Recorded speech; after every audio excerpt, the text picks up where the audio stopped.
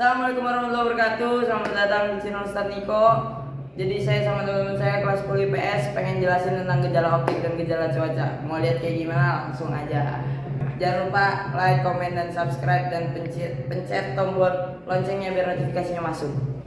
Halo adalah lingkaran cahaya berwarna putih yang terjadi pada sekitar matahari dan juga terang bulan.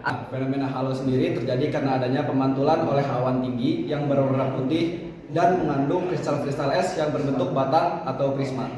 Halo umumnya muncul disebabkan oleh awan cirrus atau biasa disebut cirrus stratus yang dingin. Fenomena halo tersebut terjadi pada ketinggian 5-10 km atau 3-6 mil di lapisan atas troposfer. Sandikala berasal dari kata sandi, yaitu pertemuan dua ruas, dan kala waktu. Adakah senja yang seindah cahaya di bola matamu, yang sinarnya hanya redup untuk menciptakan binar liar mengalahkan gemilang, yang setiap kutatap hanya ada siluetku di sana. Lantas, adakah kerinduan yang bersarang di dadamu? Aku menjawab, jelas ada, dan itu di matamu. Setiap kali senjata menampakkan dirinya, setiap kali peluk tak kurungkuh seperti biasanya, dan setiap kali hampa tak menemukan rumahnya. Dan ku jawab, jelas ada, rindu itu untukmu. Puisi dari Google. Sandikala adalah cahaya warna merah kekuningan yang terjadi atau muncul saat matahari terbenam. Terjadi karena pemancaran tiga warna, yaitu merah, kuning, jingga. Fatamorgana merupakan ilusi optik yang disebabkan oleh kondisi atmosfer. Wujudnya biasanya berupa lapisan atau genangan air yang muncul di gurun pasir.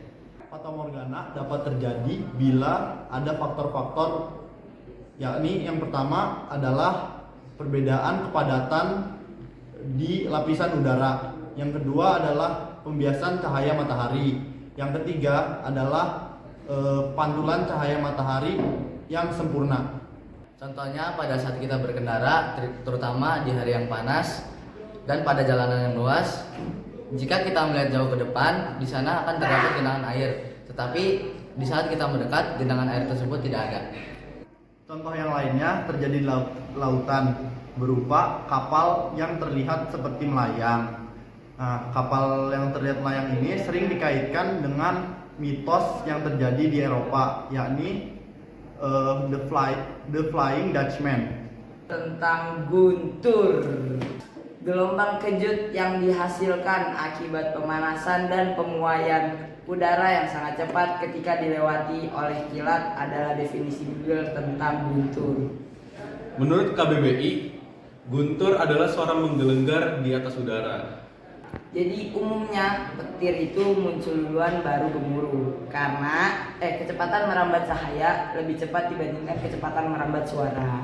Kemarin saya nge-search di Google sama dia, soalnya saya kira siapa sih yang takut gemuruh ya kan, kalau cuma suara-suara doang. Ternyata ada yang takut sama suara bergemuruh. Nah, itu disebut juga dengan nama budak cinta. Enggak dong, yang asli apa Jul? Astrafobia. Nah, astrafobia itu adalah ketakutan berlebih kepada suara-suara yang ada di awan atau disebut juga guntur. Jadi, aurora adalah sebuah fenomena alam yang memancarkan cahaya yang menari-nari dan menyala-nyala di langit pada lapisan ionosfer sebuah planet. Dan mengapa bisa terjadinya aurora? Aurora terjadi karena interaksi antara medan magnetik yang dimiliki oleh sebuah planet dengan partikel-partikel bermuatan yang dipancarkan oleh matahari. Dan pada umumnya aurora terjadi di kutub utara, kutub selatan. Dua jenis aurora yaitu aurora borealis dan aurora australis. Dari salah satu mitos di Romawi menyebutkan bahwa aurora adalah Dewi Fajar.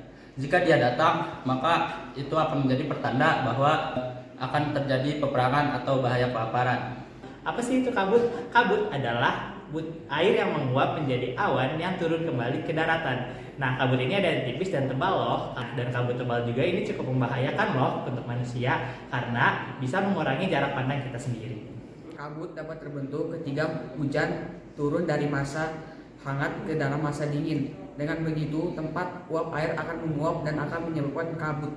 Kalau macam-macamnya, yang pertama itu ada kabut frontal, terus ada kabut radiasi, terus ada kabut gunung, terus juga ada kabut tekanan, kabut campuran, kabut sawah, kabut laut, dan kabut asap. Pelangi adalah fenomena yang disebabkan oleh refleksi cahaya dalam tetesan air yang menghasilkan spektrum cahaya di langit.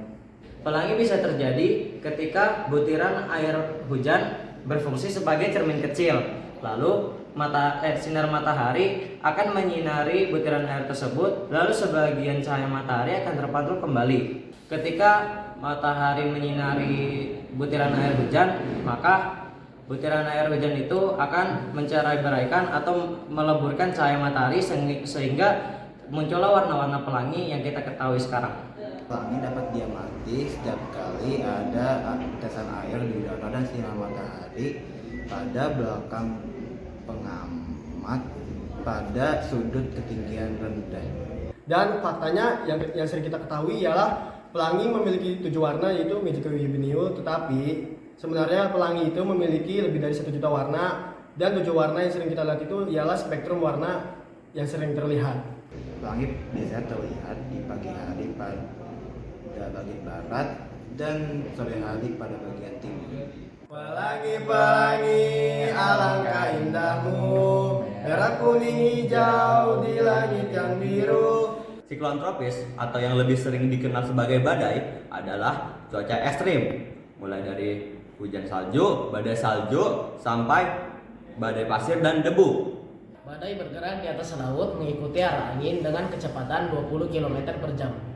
Dampak dari badai tersebut dapat menyebabkan pohon tercabut dari akarnya, merubuhkan jembatan, sampai menerbangkan atap rumah dengan mudahnya.